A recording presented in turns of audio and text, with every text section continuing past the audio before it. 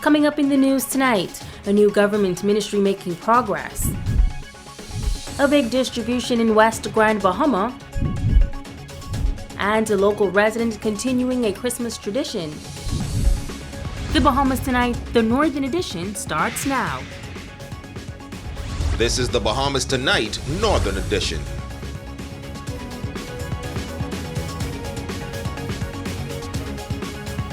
This is the Bahamas Tonight, the Northern Edition. Good evening, all. Thank you so much for tuning in on this Boxing Day. Topping news as the year 2020 approaches, a newly established government ministry is said to be making progress post-Hurricane Dorian. Minister of State for Disaster Preparedness, Management and Reconstruction, the Honorable Iram Lewis, taking the time out this Yuletide season to reflect on his ministry's efforts during to date. We are now in our reconstruction phase. We have our authority now fully constituted. The board members have been identified. The Reconstruction Trust is now being organized, and I do believe that based on the pace that we are going on right now, before the end of January, maybe the third week in January, we'll be ready to issue vouchers, not individual vouchers where persons will have the temptation to not do what they're supposed to do with it. The vouchers will be deposited on behalf of the people to the supply company, the construction supply companies, and also to qualified contractors who will be carrying out the works on their behalf. So that effort of getting persons back in their home is of primary importance to us. Minister Lewis says a top priority going into 2020 is restoring the island's infrastructure. The airport, get that back up and running. We have some roadways destroyed. The seawall in High Rock, that's been wiped out. We have to reconstruct that. In order for the community to grow, it's important that we have infrastructure in place, roadways, airports, the seaports, and that goes for not only Grand Bahama, but also for Abaco. And with respect to preparation, the hurricane season just ended a few days ago, but hurricane season is 6 months away, and that's right around the corner. So we will put preparation mechanisms in place to ensure that we pray to God that we don't see another Dorian anytime soon, but we will put mechanism in place in the event that another one of that magnitude would ever hit us again, that we'll be better prepared. A major distribution taking place in West Grand Bahama recently. The Grand Bahama Disaster Relief Foundation, which is made up of a number of pastors on the island, were responsible for distributing the items, which included food, water, clothing, tools, and other supplies. Member of the organization, Pastor Eddie Victor, says persons were lined up from as early as 2 a.m., which he says highlights the fact that persons are still in need. We have served over 35,000 people on this island, and the foundation is committed to continuing to serve people, especially when it comes to relief supplies. So with this distribution, it's for West Grand Bahama, from West End, Deadman's Reef, Boodle Bay, Holmes Rock, 8 Mile Rock. This is for the residents in West Grand Bahama. And what we're doing is we register people as they come in. They're registered and they have to show proof of who they are and where they live.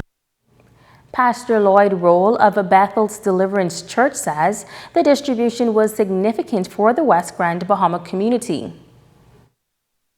Not really left out, but left behind in the sense that a lot of the distribution process were taking place in the city of Freeport proper. A lot of folks here in 8 Mile Rock and West End don't have cars, they don't have the way of getting to Freeport, and so it was decided by Pastor Eddie Victor, listen, let's bring this stuff to the people in 8 Mile Rock. And it's a great contribution here. And as you can see, these folks are happy, the line is long, and we are doing exactly what is needed to make them have a bright Christmas. An international organization saying farewell to the island of Grand Bahama after spending some 6 weeks assisting with the recovery efforts. In this report, the team leader says they plan to expand their efforts to another northern island.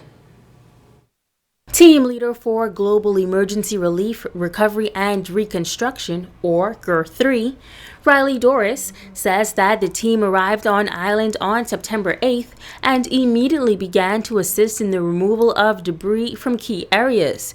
Doris shares background information on the organization. Our specialty is immediate relief in the field of debris removal and relief for reconstruction, and then we transition more into a long-term phase of reconstruction later down the months, assisting people with kind of the rebuilds of their homes, rebuilds of necessary schools, institutions, things like that.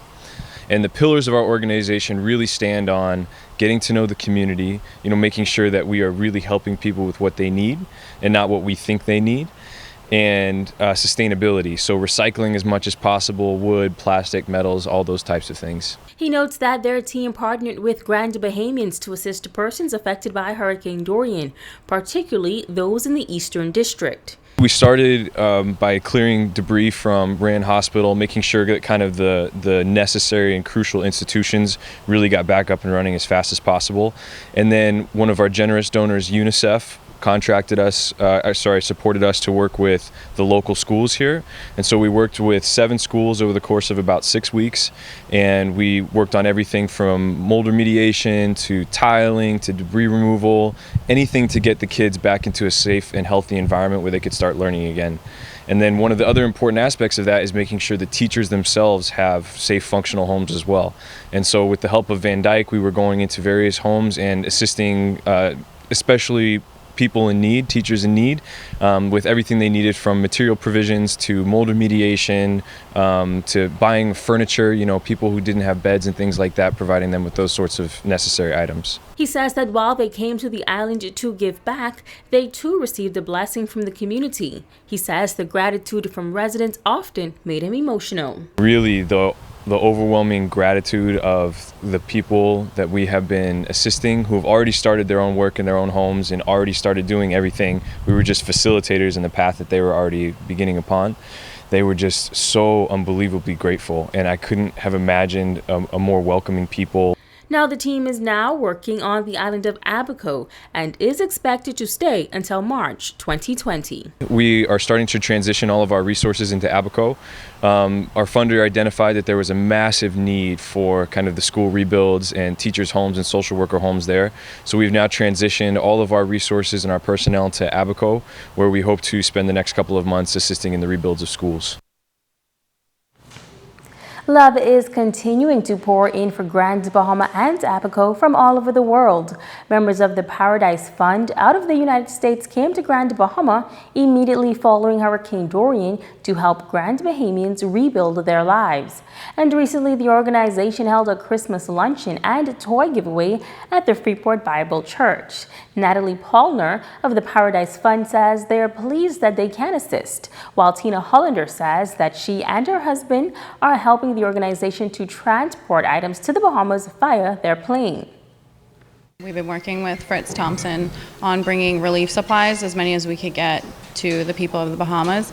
It's important to me because Christmas is a huge holiday for me, and I feel that families should all have the same and be able to celebrate and have their children open presents and just let them know that Santa didn't forget them. We were so blessed to be invited to come over in our airplane and loaded up with food. We had 450 pounds of turkey, 150 pounds of ham, and lots of gifts for the children, for all the girls and boys here in the Bahamas. And we were so blessed to be a part of this with Natalie at Paradise. My husband and I are so blessed to be able to do this and to be able to join with other charities that are able to go out in the communities and collect the things that need to be donated. And then we're able to give them this end pieces to get the flight over here and to do whatever it is to facilitate getting their goods here. Sweetings Key resident Fritz Thompson says he is grateful for the help. A lot of you may not know, but from that very first day, I think the second airplane that landed at the airport came from the Paradise Funds, bringing the necessary relief supplies. I'm thankful for them, and we, the people of Sweetings Key and Grand Bahama, are very happy for what they've done. They've been on the ground from day one, and apparently, evidently, they're still here today, and they're trying to put a Christmas positive feeling here on Grand Bahama Island. And the news from the crime beats, police on Grand Bahama investigating 2 stabbing incidents that occurred between Christmas Day, Wednesday the 25th, and Thursday, December 26th. The first incident took place shortly before 1 a.m. on Wednesday. Reports are that an altercation occurred between a group of men while at a business establishment in West End. 3 men are hospitalized with stab wounds about the body. 2 are said to be listed with non-life-threatening injuries, and the other as guarded. Meanwhile, the second incident occurred shortly after 1 a.m. on Thursday, December 26. Reports are that an altercation occurred between a group of men while at Smith's Point, where 4 males received stab wounds about the body. They were all treated at the Rands Memorial Hospital, and their injuries are listed as serious but stable. 1 man is in police custody in connection with this matter. Investigations are continuing. You're watching The Bahamas Tonight, the Northern Edition. Don't go away. There's more news right after this break.